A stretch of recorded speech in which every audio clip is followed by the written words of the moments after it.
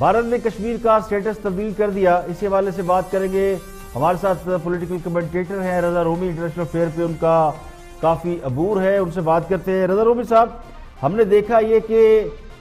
عمران خان جب امریکہ گئے تو انہوں نے کشمیر کے معاملے میں ٹرمپ سے بات کی، ٹرمپ نے ان سے بھارت کے ساتھ کشمیر کے معاملے پر ثالثی کی پیشکش کی، اس کے بعد سے کشمیر میں جارحیت بڑھ گئی ہے۔ تو پاکستان کی بھارت کے حوالے سے خارجہ پالیسی کیا ہونا چاہیے؟ اور کشمیر سے ریاست کا سٹیٹس بھی چھین لیا گیا ہے، چین کا لداخ میں اسٹیک ہے، تو کیا کرے پاکستان کہ یہ خطہ اب جنگ کی طرف نہ؟ جی بالکل، یہ ایک بہت ہی بڑا اس وقت جو ہے چیلنج سامنے ابھر کر آیا ہے پاکستان کے لیے اور پورے خطے کے لیے، اور سب سے بڑھ کر کشمیری عوام کے لیے، جو اس وقت پہلے ہی ان پر اتنے مظالم ڈھائے گئے ہیں، اور اب ان سے جو آئین میں تھوڑی بہت، ہندوستان کے آئین میں تھوڑی بہت ان کو سٹیٹس جو تھا وہ بھی مودی سرکار جو ہے واپس لے رہی ہے۔ اور یہ ان کا الیکشن میں اس کا بہت نعرہ بھی لگاتے رہے ہیں، اور ہندو انتہا پسند جو ہیں انڈیا میں وہ بھی اس بات کا مطالبہ کرتے رہے ہیں کہ کشمیر کا اسپیشل سٹیٹس جو ہے اس کو ختم کیا جائے اور ایک طرح سے اس کو جو ہے ہندوستان کے اندر ضم کیا جائے۔ اب یہ بات ہے کہ یہ اسپیشل سٹیٹس جو ہے یہ اس طرح سے معرض وجود میں آیا تھا کہ ہندوستان بھی 1950 اور 60 کی دہائی تک اور اس کے بعد بھی جو مختلف ہم سے معاہدے کیے ہیں اس میں کشمیر کو ایک متنازع مسئلہ قرار دیتا رہا ہے، لیکن پچھلے 15-20 سالوں میں وہاں پر ایک عجیب و غریب بیانیہ وجود میں آیا ہے جس کی روح سے وہ کہتے ہیں کہ یہ اب کوئی متنازع علاقہ نہیں ہے، یہ ہندوستان کا حصہ ہے، اور جو عالمی قراردادیں ہیں اقوام متحدہ کی جو ڈائریکشنز ہیں انڈیا کو اور پاکستان کو بھی وہ کوئی معنی نہیں رکھتی۔ اس لیے یہ میرے خیال سے سب سے ہمارے لیے تو ایک چیلنج ہے، عالمی برادری کے لیے بھی ایک بہت بڑا چیلنج ہے کہ ہندوستان جو ہے وہ اپنی منمانی کر کے ایک ایسے اپنے جو ہے علاقے کے اوپر زبردستی حکومت کر رہا ہے اور مزید اس کو سخت کرنا چاہتا ہے جہاں کے عوام قطعاً ہندوستان کے ساتھ نہیں رہنا چاہتے۔ ٹرمپ نے جو کچھ کہا وہ تو انہوں نے اپنی گڈ ول میں کہا، انہوں نے کچھ چیز وہ عمران خان صاحب کو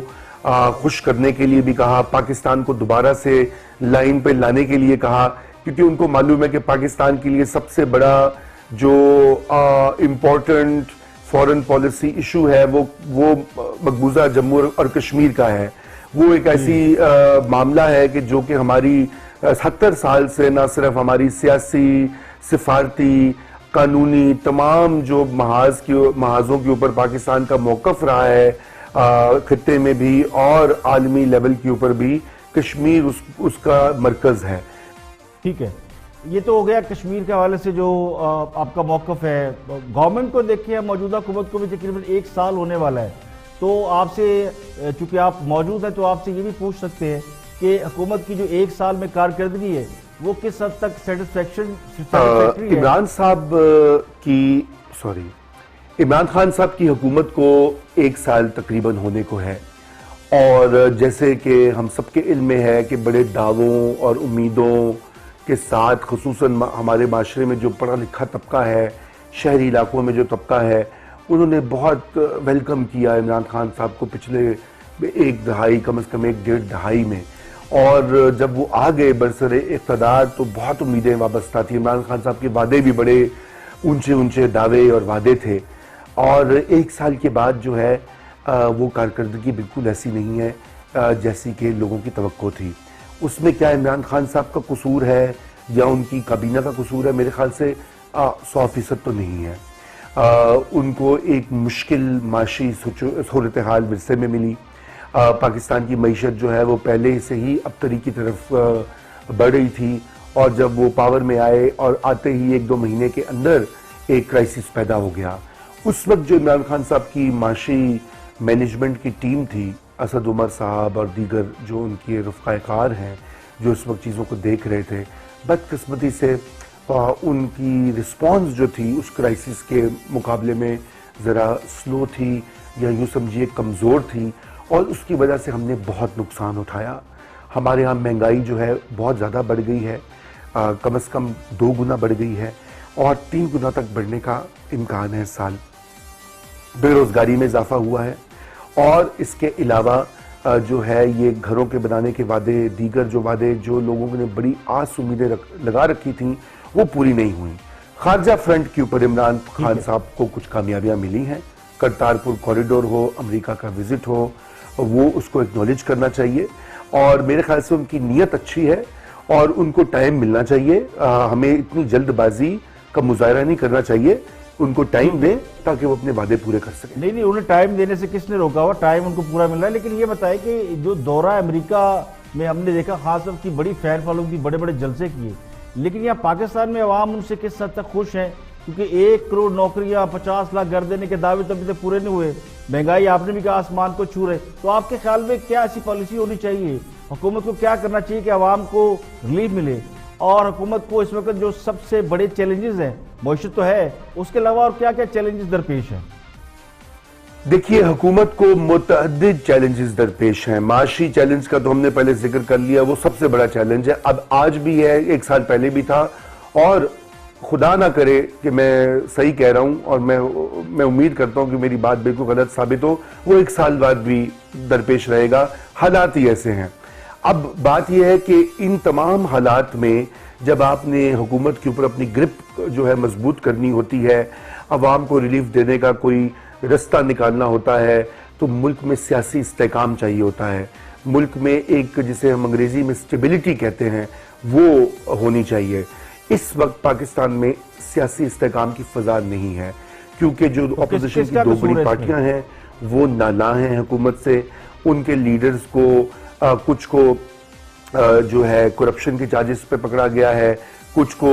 تفتیش کے لیے پکڑا گیا اور اندر کر دیا گیا ہے، اور ایک طرح سے اپوزیشن کو بالکل کمزور رکھا گیا ہے۔ اب اس صورتحال میں آپ نے دیکھا ہے کہ وہ لوگ ملے بھی، انہوں نے سینٹ میں چیئرمین کو ہٹانے کی کوشش کی، ناکام ہو گئے، مریم نواز شریف جلسے جلوس کرتی پھر رہی ہیں اور دھڑا دھڑ کر رہی ہیں، اور اس کے علاوہ اکتوبر میں مولانا فضل الرحمان نے تو اسلام آباد میں مارچ کا اعلان بھی کر دیا ہے۔ اب بتائیے اس صورتحال میں جہاں پہ اتنی پارٹیاں، اتنی آوازیں حکومت کے خلاف برسر پیکار ہوں، تو اس صورتحال میں کیسے اسٹیبلٹی آئے گی، بیرونی سرمایہ کاری کیسے آئے گی، یہاں پہ پالیسیاں کیسے آگے آئیں گی جو کہ کوئی اصلاحات اگر نافذ کرنی ہے، قانون سازی کرنی ہے، پارلیمنٹ نے ابھی تک 1 سال میں کوئی قانون پاس نہیں کیا، تو یہ معاملہ کیسے آگے بڑھے گا؟ اس لیے اس وقت سب سے بڑی اشد ضرورت جو ہے وہ سیاسی استحکام کی ہے، اور اس کا حل عمران خان صاحب اور ان کی کابینہ کے پاس ہی ہے۔ ان کی جو موجودہ روش ہے پکڑ دھکڑ کی، لوگوں کو اندر کرنے کی، دیوار سے لگانے کی، یہ میرا ناقص جو میری رائے اور تجربہ اور تجزیہ یہ کہتا ہے کہ یہ ان کی مدد نہیں کرے گا، یہ حالات میں مزید تو آپ سمجھتے سیاسی عدم استحکام کے ذمہ دار خود عمران خان اور ان کی حکومت ہے؟ یہ جو ابھی آپ نے کہا کہ مولانا فضل الرحمان نے دھمکی دی ہے لانگ مارچ کی، سینٹ میں تو اب اپوزیشن ناکام ہوئی، تو آپ کو لگتا ہے کہ اپوزیشن کی جماعتیں اکٹھی رہ پائیں گی، کوئی تحریک چلے گی حکومت کے خلاف؟ دیکھیے حکومت پہ فی الحال تو کوئی اثر نہیں نظر آتا۔ پاکستان میں حکمرانی جو ہوتی ہے سویلین حکومت کی، اگر اس کے ساتھ اسٹیبلشمنٹ کھڑی ہو اور میڈیا جو ہے وہ بہت زیادہ ایک تنقید اور نکالنے کا گو کے نعرے نہ لگا رہا ہو، تو وہ حکومت قائم رہتی ہے، کوئی اتنا بڑا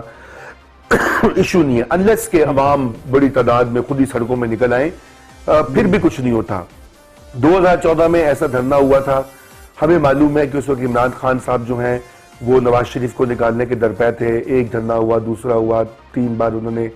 کوشش کی، بالآخر وہ کامیاب ہو گئے پیناما میں کیس میں، نواز شریف نکل گئے اقتدار سے، پھر اس کے بعد آپ کے سامنے ہے سب کچھ۔ تو سب سے بڑا سوال یہ کہ کیا مولانا فضل الرحمان صاحب کا ساتھ دے گی اسٹیبلشمنٹ؟ میرا خیال ہے کیوں دے گی؟ اس کی وجہ یہ ہے کہ اسٹیبلشمنٹ جو ہے اس کی بھی یہی خواہش ہے کہ ملک میں استحکام آئے، معیشت بہتر ہو، پاکستان کے افراد جو ہیں ان کا بھی انٹرسٹ اور سٹیک پاکستان کی بقا، پاکستان کی سلامتی اور پاکستان کی خوشحالی میں ہے۔ اگر پاکستان کی معیشت امپروو ہوگی تو وہ پاکستان کے ڈیفنس کے لیے اچھا ہے، وہ پاکستان کی انٹرنل سیکیورٹی کے لیے اچھا ہے۔ اس لیے مولانا فضل الرحمان کو سوچ سمجھ کے ایسی بات کرنی چاہیے، کیونکہ یہ نہ ہو کہ وہ لوگوں کو لے آئیں اور خامخواہ کی ایک اور کوئی خانہ جنگی، خون ریزی یا کریک ڈاؤن اس طرح کی چیزوں پھر وہ شور مچاتے رہیں۔ ان کو یہ نہیں کرنا چاہیے۔ میرے خیال سے حکومت کو بھی لچک دکھانی چاہیے کچھ مطالبات اگر ہیں اپوزیشن کے ان کو مان لینا چاہیے, یہ پکڑ دھکڑ کم ہونا چاہیے, یہ تناؤ نہیں ہونا چاہیے. عمران خان صاحب 5 سال کے لیے آگے ہیں, ان کو 5 سال پورے کرنے دیں. اچھا کام کرے 100 بسم اللہ, برا کام کرے تو 4 سال کے بعد الیکشن ہو جائے گا, نکال دیں عوام. یہ ہمارے ہاں روایت کیوں نہیں آتی؟ یہ ہمیشہ ایک ٹینٹا جو ہے ختم نہیں ہوتا کہ ایک گورنمنٹ آتی ہے 1 سال بعد اس کے پیچھے لگ جاتے ہیں جی کڈو. اب یہ اس طرح جمہوریت نہیں چلتی, حکومت نہیں چلتی. ملک کے یہ 22 کروڑ کا ملک ہے, یہ مذاق نہیں ہے, یہ کوئی کلب نہیں چل رہا, جمخانہ کلب یا کوئی اور گولف کلب نہیں چل رہا کہ جہاں پر آپ لوگوں کو بدلتے رہیں, مینجمنٹ کو بدلتے رہیں. یہ ایک 22 کروڑ لوگوں کا ملک ہے, یہاں پر سنگین مسائل ہیں, یہاں پہ غریب عوام ہے, یہاں پہ لوگ بے روزگار ہیں, ان کو سٹیبلٹی چاہیے. عمران خان ہو, XYZ ہو, ٹائم دیں, ڈیلیور کرنے دیں, ان کو پش کریں, ان کا احتساب کریں, لیکن یہ مارا ماری نہیں کریں, ملک کے ساتھ زیادتی ہے. بہت شکریہ رضا رومی صاحب, آپ کے خیالات ہم نے جیسے آپ نے بولا اور جن سوالوں پہ جواب لوگوں کو درکار تھے وہ آپ نے دیے.